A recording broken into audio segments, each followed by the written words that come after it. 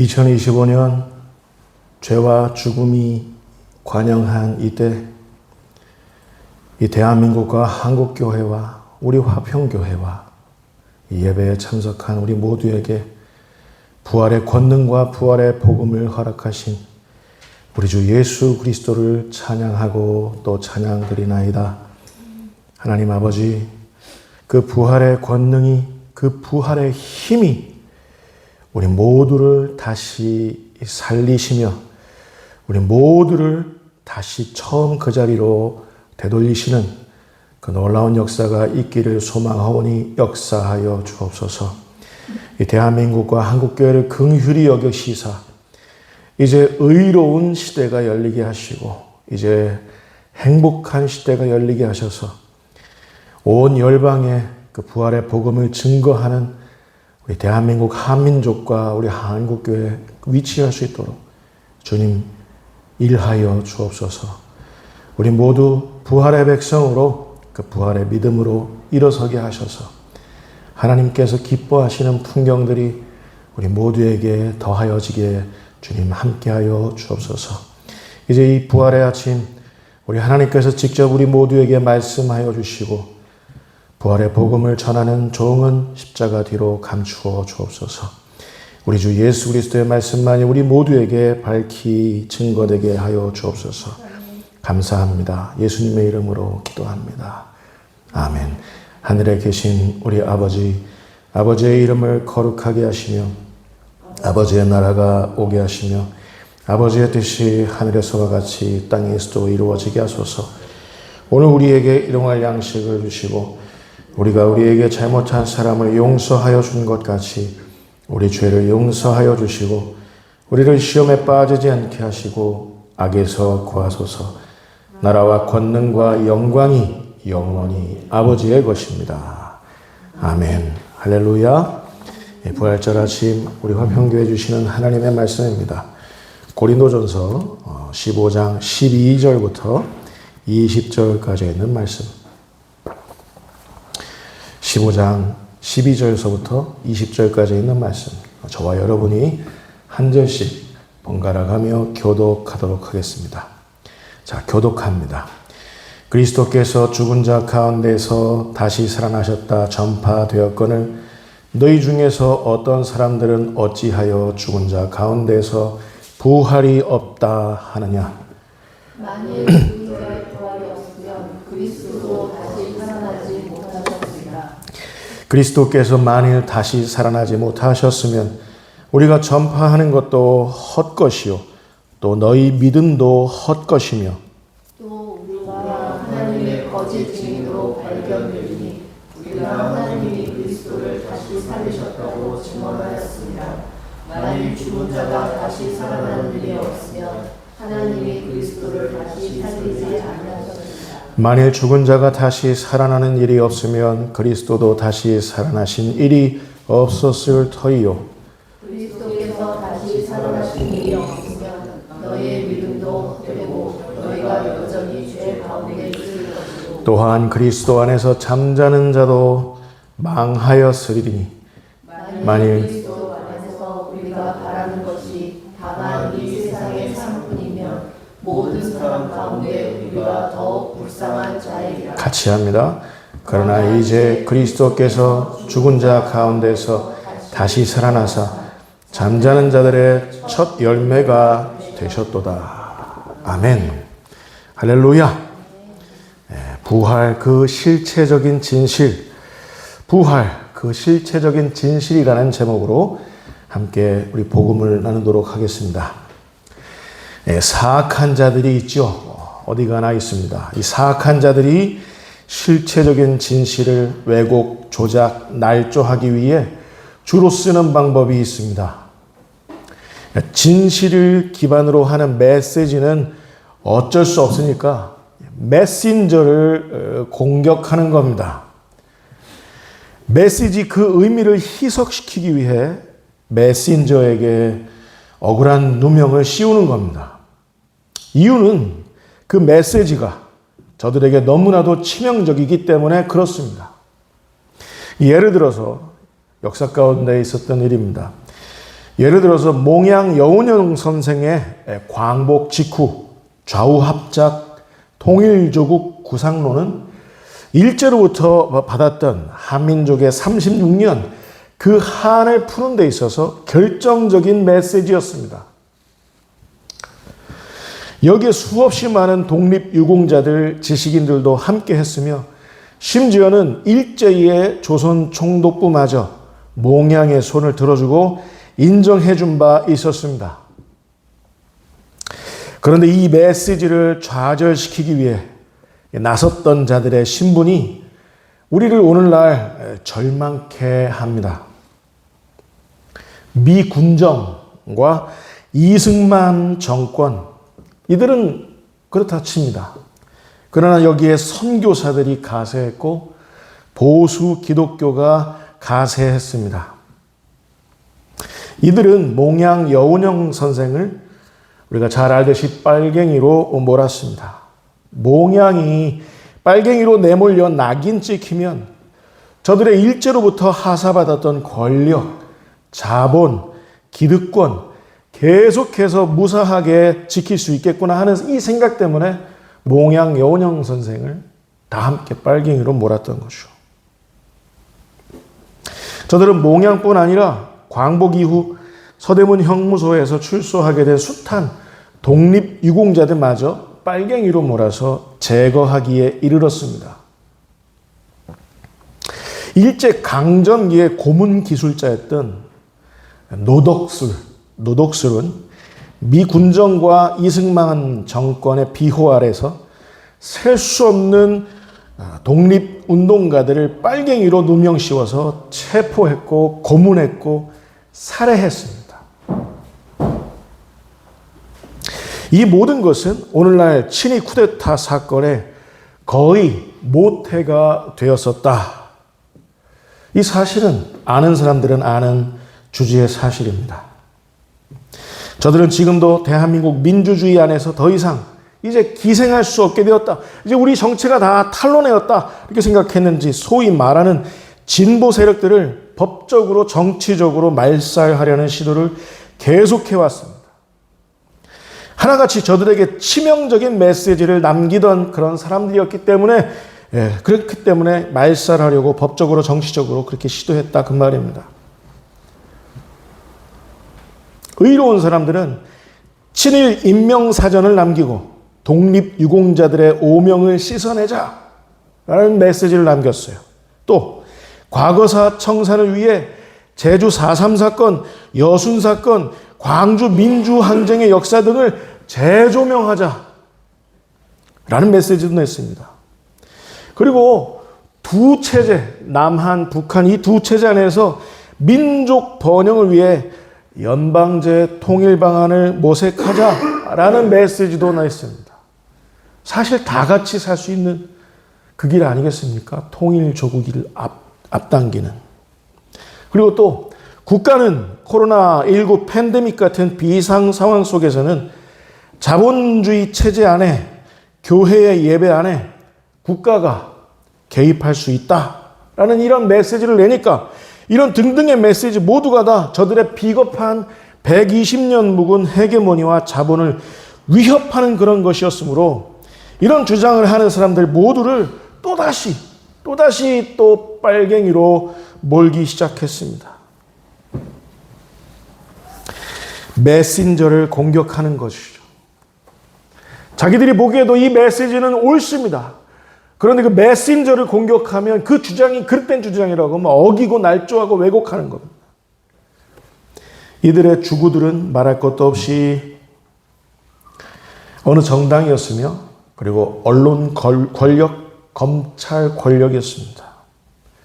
이 와중에 희생되었거나 희생될 뻔했던 분들이 바로 우리가 잘 아는 김대중, 노무현, 한명숙, 노회찬, 박원순, 조국, 이재명, 문재인 등 아니었습니까? 이들에게 가해졌던 잔인한 사법적 폭력은 가히 피를 말리는 인간의 상식과 상상을 초월하는 수준이었습니다. 저들은 왜 그랬을까요? 저들은 왜 그랬을까요? 연쇄 살인범이 목격자를 가만 놔두지 않는 이치와 같았습니다. 저들의 존재 자체가, 저들의 말하는 그 목소리 자체가 나를 위협하고 내가 가진 모든 것, 기득권, 헤게모니 다 빼앗을 것으로 생각하니 연쇄살인범이 목격자를 가만 놔두지 않는 것처럼 의로운 사람들을 빨갱이로 오늘도 몰고 있다, 그 말입니다. 저들은 지금도 그들의 정체가 탄로나지 않도록 하기 위해서 보수 기독교 안에서 신천지 이단과 통일교 이단과 샤머니즘과 야합하면서 그 안에 기생하면서 오늘날도 저 지긋지긋한 빨갱이 사냥의 혈안이 되어 있는 겁니다. 마찬가지입니다. 사탄은 1세기 때나 예수님 계셨을 때 1세기 때나 오늘날 21세기에도 같은 방법을 쓰고 있습니다. 하나님의 나라가 이 땅 가운데 우리 주 예수 그리스도를 머리로 하는 교회의 모습으로 번창하는 걸 막기 위해서 사탄은 지금도 주도 면밀하게 한 가지 방법을 계속해서 주구장창 쓰고 있습니다. 그것은 부활의 복음, 부활의 실체적인 진실을 왜곡, 조작, 날조하기 위해서, 다시 말하자면 부활의 메시지를 가로막기 위해서, 차단하기 위해서 부활의 메신저, 부활의 주님을 공격하는 것이죠. 이를테면 이렇게 주장합니다. 부활은 제자들이 지어낸 신화다. 어떻게 그런 일이 있을 수가 있느냐? 과학적으로 어떻게, 의학적으로 어떻게 그런 일이 있을 수가 있느냐? 죽은 지 3일이나 된 사람이 어떻게 부활할 수 있느냐? 다시 살아날 수 있느냐? 신화다. 사실이 아니었다. 예수는 죽었다가 부활한 것이 아니었다. 죽었던 적이 없었다. 기전했던 것이었다. 부활의 예수 그는 하나님일 수 없었다. 부활의 예수 그는 인간일 수도 없었다. 주장하는 거죠. 메신저를 공격하는 거죠. 메시지를 없애기 위해서, 희석시키기 위해서. 사람들이 지금도 예수를 알지 못하는 사람들은 이 부활의 복음을 받아들이지 못해요. 사탄의 계략입니다. 이렇게 메신저인 부활의 예수에 관한 역사성, 그 사실성, 부활의 주, 그 자격 유무 헤집어 놓으면 부활의 메시지가 쇠퇴될 거라고 그들은 노린 겁니다. 사탄은. 왜 그럴까요? 이 부활의 복음이야말로, 이 부활의 메시지야말로 사탄과 사탄의 권세를 치명적으로 무력화시킬 수 있기에, 무력화시키기에 충분한 메시지, 그런 복음이기 때문에 사탄은 목을 맨다, 그 말입니다. 그래서 사도 바울은 오늘 본문에 이 사실을 밝혀두고 있는 겁니다. 고린도전서 15장 17절로부터 19절까지 있는 말씀입니다. 우리 다 함께 읽도록 하겠습니다. 자, 시작. 그리스도께서 다시 살아나신 일이 없으면 너희의 믿음도 헛되고 너희가 여전히 죄 가운데 있을 것이요 또한 그리스도 안에서 잠자는 자도 망하였으리니 만일 그리스도 안에서 우리가 바라는 것이 다만 이 세상의 삶뿐이면 모든 사람 가운데 우리가 더욱 불쌍한 자이리라. 그래서 사탄은 이 방법을 쓰는 거예요. 여러분, 부활은 우리 믿음의 결정적인 역할을 합니다. 목사님, 저는 예수님 다 믿습니다. 하나님도 다 믿습니다. 그러나 부활은 믿지 못하겠습니다. 그리스도인 아닙니다. 교회의 사람 아닙니다. 우리 믿음의 결정적인 역할을 하는 게 부활의 복음이에요. 부활은 그리고 우리 죄를 대속하는 데 있어서 그 핵심입니다. 고갱이에요. 부활은 그리고 그리스도 예수의 재림 전에 사망한 자들의 구원에 있어서도 없어서는 안 되는 진리입니다. 제 선친, 제 모친, 제 장인 다 지금 돌아가셨어요. 근데 이들이 다시 예수님 재림하셨을 때, 부활의 주로, 재림의 주로 다시 재림하셨을 때 우리 모두가 다, 예수 믿는 자들은 부활하게 된다. 예수의 부활이 이 모든 사실의 보증이라는 사실이죠. 부활이 없다면 교회는, 그리스도인들은 가장 불쌍한 사람들일 수밖에 없습니다. 여러분 생각해 보세요. 그리스도 예수께서는 그가 설파했던 허무한 설교들을 통해서 온 세상을 구원했던 것이 아닙니다. 지금까지 번지르르하게 회중들의 마음을 들었다 놨다 하면서 감동시키고 눈물 짓게 하는 설교자들은 수없이 많아 왔습니다. 그들은 스타 목사가 되어서 그렇게 회중들의 마음을 혼돈시켰습니다. 그러나 그 설교자들이 부활의 예수와 전혀 상관없는 자들이었다면 그 설교자들의 설교는 무효이며 무색한 거죠. 있으나 마나한 게 되어버리는 거죠. 또 우리 그리스도 예수께서는 그가 일으킨 현란한 기적들을 통해서 온 세상을 구원했던 게 아닙니다. 예수님 공생의 기간에도 예수님의 그 표적을 보고 놀라서 예수님을 따르던 예루살렘 거민들이 있었습니다. 예수님의 표적을 보고 막 예수님을 따랐어요. 그런데 예수님이 내가 이제 인자는 십자가에 못 박혀 죽었다가 제 3일 만에 살아나야 하리라 했더니 모두가 다 저주하면서 예수님을 십자가에 못 박으라, 십자가에 못 박게 하소서 하지 않았습니까? 예수님의 기적만을 보고 따르던 사람들은 결국 십자가의 원수, 부활의 원수가 되었던 겁니다. 예수님은 이런 군중들의 심리를 다음과 같은 말씀으로 경계하신 바 있습니다. 요한복음 6장 26절 말씀입니다. 우리 같이 읽겠습니다. 자, 시작. 예수께서 대답하여 이르시되 내가 진실로 너희에게 이르노니 너희가 나를 찾는 것은 표적을 본 까닭이 아니요 떡을 먹고 배부른 까닭이로다. 한 아이의 도시락, 물고기 2마리와 떡덩이 5개는 예수님의 손에 들리어서 하늘을 우러러 축사되었습니다. 이 일로 인해서 예수님을 둘러쌌던 무리들 중에 남자의 숫자만 5,000명, 남자의 숫자만 5,000명이니까 여성, 아이들까지 합하면 적어도 15,000명 정도가 예수님 오병이어의 이 표적을 통해서 배부름을 얻을 수 있었습니다. 이 어마한 무리들, 예수님의 이 표적을 보고서 무리들이 많이 따랐습니다. 계속해서 예수님과 제자들을 따랐습니다. 왜요? 왜 그랬을까요? 예수님의 지적대로 표적을 본 까닭이었으며 떡을 먹고 배부른 까닭이었습니다. 예수님이 이걸 경계하시는 거예요.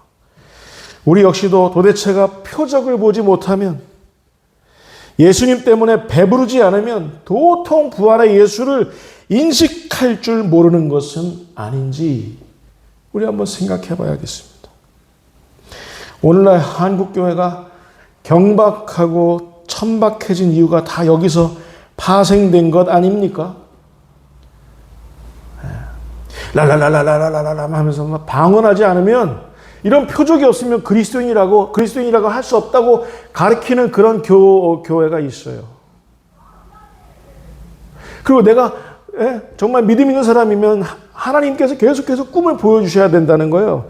이 꿈이 말씀의 권위보다도 더 앞설 수 있다는 거예요.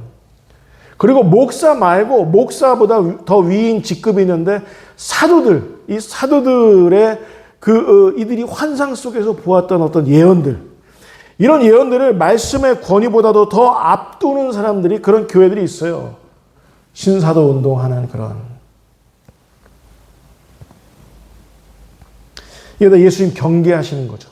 표적을 본 까닭이고 먹고 배부른 까닭이로구나. 나를 따르는 이유가. 신기 가득한 한국교회 안에 배부른 자들은 그래서 예수 믿을 때도 예수의 부활 복음 때문이 아니라 샤머니스틱한 어떤 사인, 꿈, 그리고 그들을 배부르게 하는 거짓 복음, 이 때문에 한국교회 안에서 그들의 종교성을 소비하고 있을 뿐입니다.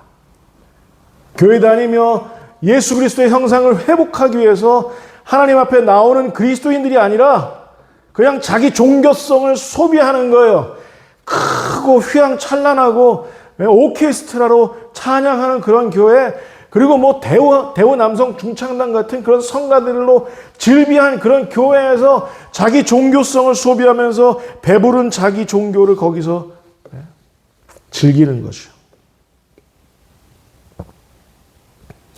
그리스도 예수께서 우리를 구원하실 수 있었던 그 이유는 다름 아니라 예수 그가 실제로 부활의 권능을 지닌 부활의 주님이었기 때문인 줄 여러분 믿으시기 바랍니다.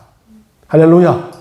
우리 전후좌우에 있는 믿음의 식구들 얼굴을 확인하면서 부활의 주님이 우리와 함께 하십니다. 한번 하겠습니다. 자, 시작. 부활의 주님이 우리와 함께 하십니다.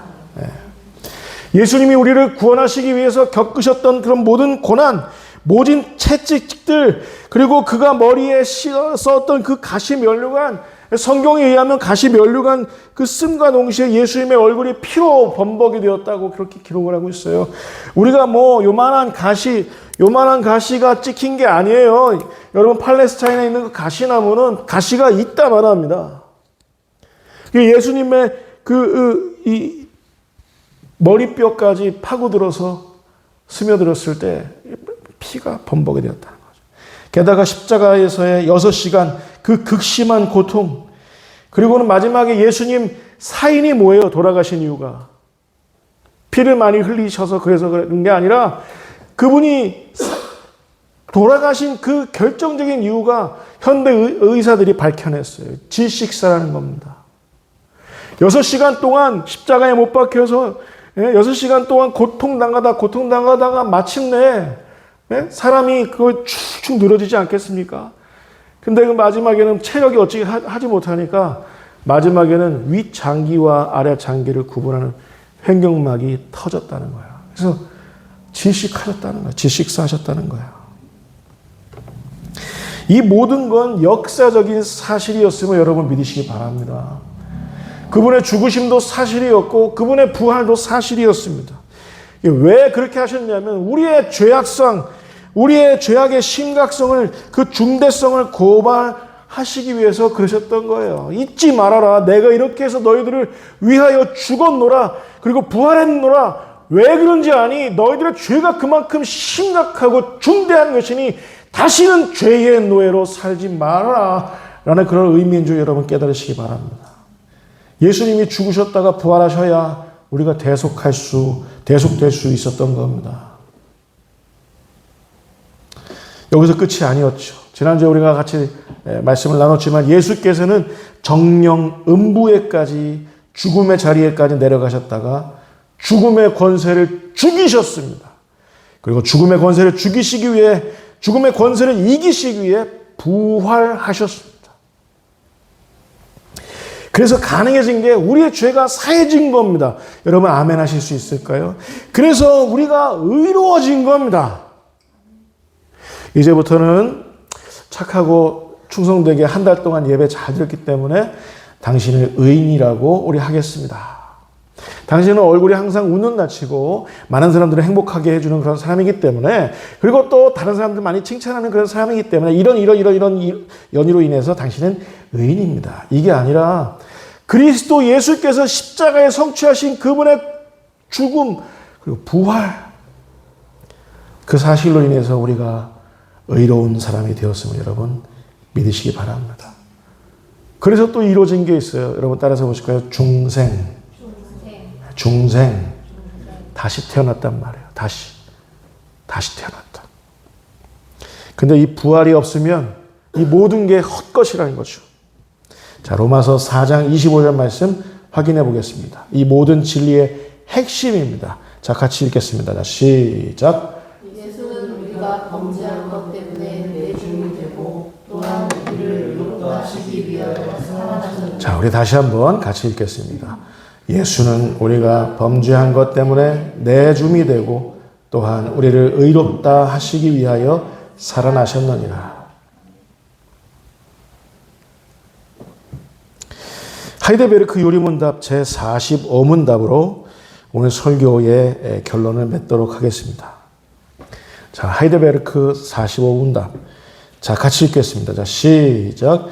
그리스도의 부활은 우리에게 어떤 유익을 줍니까? 부활의 예수 그리스도께서 부활하셨다는 그 사실, 그 팩트, 그건 우리에게 어떤 유익을 남겨주고 있습니까? 그 사실이라면 우리 삶에, 우리 생명에, 우리 구원에 어떤 영향을 끼치느냐 그 말입니다. 첫 번째, 이런 유익이 있다는 거예요. 그리스도는, 같이 합니다. 시작. 그리스도는 부활로서 죽음을 이기셨으며 죽으심으로써 얻으신 의에 우리로 참여하게 하십니다. 그리스도께서 부활하심으로 인해서 그분의 그 의, 부활의 의, 믿는 자들은 그 부활의 의에 우리로 참여하게 된다라는 사실. 이런 유익이 있다는 거예요. 두 번째, 자 같이 하겠습니다. 시작. 그의 능력으로 말미암아 우리도 이제는 새로운 생명으로 다시 살아났습니다. 아까 우리가 중생, 거듭남, 이걸 영어로 하면 regeneration입니다. regeneration, 중생. 다시라는 거예요. 다시. 젠은 유전자라는 뜻이에요. 정확한 표현인지 모르겠지만 우리의 유전자가 다시 재배열됐단 말이에요. 죄인의 유전자로부터 의인의 유전자로 다시 재배열됐다. 이게 중생이란 말입니다. 부활 때문에 이런 유익이 있다는 거예요. 세 번째, 같이 합니다. 시작. 그리스도의 부활은 우리의 영광스러운 부활에 대한 확실한 보증입니다. 자, 예수님 재림하시면 우리가 다 이 땅에 있으면 안 됩니다. 과거 돌아가셨던 우리 부모님들, 우리 할아버지, 할머니들, 이런 모든 분들, 과거 예수 믿고 예수를 따르던 그런 모든 자들, 1세기 때부터 지금까지 모든 자들 모두가 다 공중에서 주님을 맞이하게 될 줄 믿습니다. 할렐루야. 이 땅에 있던 사람들도 땅에 그냥 가만히 있으면 안 돼요. 다 부활되어야 될 줄 믿습니다. 목사님, 우리 부모님은 화장했는데요. 어떻게 부활의 몸으로 이렇게 거듭나게 될 수가 있는 거죠? 여러분, 에스겔서 37장에 보면 마른 뼈들로 가득한 그 광경이 나옵니다. 죽음의 저주가 가득했던. 근데 이 에스겔이 하나님의 말씀을 대언하니까 생기가 그 뼈다구들에 들어가서 막 뼈하고 이렇게 마주치게 되고 거기에 살이 생기고, 그리고 성경은 이렇게 얘기합니다. 지극히 강하고 큰 군대였더라. 할렐루야. 여러분, 한국교회도 죽음의 상황, 죄와 죽음의 상황이 완전히 관영하지만 부활의 그 복음, 그 부활의 권능이 들어오면 죽은 것만 같은 우리 한국교회로 지극히 강하고 큰 군대로 변모될 줄 믿습니다. 이렇게 해서 부활의 생명은, 부활의 주님은 이런 것들을 보증하신다는 거예요. 여러분, 지난 코로나19 바이러스 팬데믹 시즌, 그리고 근본 대통령 친위 쿠데타 시즌으로 인해서 대한민국과 한국교회는 거의 초토화된 것 아닌가 싶었습니다. 희망보다도 절망이 파다했습니다. 지금까지 우리 모두를 지탱해 주었던 모든 것들, 우리 한국교회를 자랑스럽게 했던 모든 것들, 대한민국을 자랑스럽게 했던 모든 것들이 한꺼번에 제 기능을 못하고 있는 것만 같았습니다. 그런데 여러분, 2025년 부활의 주일이 밝아왔습니다. 할렐루야! 부활이 왜 부활입니까? 더 이상 죄와 죽음의 권세는 우리 모두에게 무력해졌다는 것 아닙니까? 근절되었다는 것 아닙니까? 부활의 신앙으로 중무장한 우리를 사단 마귀의 권세는 감히 우리를 어쩌지 못한다는 것 아닙니까? 쳐다보지도 못하게 되었다는 것 아닙니까? 저는 그 부활의 권세가, 그 권능이 오늘날도 우리 모두를 부활의 생명, 부활의 권능을 믿는, 부활의 주님을 믿는 우리 모두에게 그 부활의 권세는 시료 지배하고 있다고 저는 믿습니다. 이게 바로, 여러분 따라서 보실까요? 부활의 유익. 네. 죄와 죽음의 권세는 부활이 아니면 이길 수 없습니다. 이렇게 해서 우리가 예수 그리스도의 그 의에 참여할 수 있는 그 길이 열리게 된 겁니다. 부활의 권능 때문에, 부활의 이 복음 때문에 예수 그리스도의 그 의가 우리들에게 전가되고 우리의 모든 죄와 죽음의 문제는 예수님께 전가되었다는 사실을 여러분 믿으시기 바랍니다. 이 대속하시는 은혜, 이 화목케 하시는 은혜는 부활이 아니면 불가능했습니다. 두 번째, 사람이 영생으로 거듭난다는 건 부활의 생명이 아니면 있을 수가 없습니다. 우리가 영원한 생명으로 거듭나요. 우리의 유전자가 재배열되는 겁니다. 땅의 사람에서 하늘의 사람으로, 땅에 매여있던 자들로부터 하늘에 매여있는 자들로 우리의 유전자가 재배열되는 거예요. 거듭나는 거예요. 이건 부활의 생명이 아니면 불가능합니다. 그런데 이런 일들이 우리 가운데 있잖아요. 그러니 부활의 생명은 팩트인 줄 여러분 깨달으시기 바랍니다. 마른 뼈다귀들도 지극히 큰 군대로 만드셨어요. 죽은 지 이미 나흘이나 된 나사로도 다시 살리셨어요. 누가? 부활의 예수가. 세 번째, 우리가 의인으로서 부활을 맞이한다. 예수님의 재림 때 우리의 구원은 영화로움으로 끝맺는다라는 이 사실은 예수님의 부활이 보증하는 줄 여러분 깨달으시기 바랍니다. 여러분 아멘 하실 수 있을까요? 그리스도 예수께서 부활의 첫 열매가 되셨으니 그분의 신부들인 교회 역시도 영화롭게 부활한다. 의인으로서 부활한다. 라는 사실입니다. 이 모든 게 여러분 따라서 보실까요? 부활의 실체적인 진실. 부활의 실체적인 진실. 여러분 이 사실을 가슴에 깨달으시기 바랍니다. 주님께서는 지금도 부활의 이 실체적인 진실에 아멘하면서 감동된 자들, 헌신하는 자들, 그렇게 해서 대한민국과 한국교회에 큰 힘이 되는 사람들 하나님은 찾으신다는 사실 여러분 잊지 마시기 바랍니다. 할렐루야. 기도하겠습니다.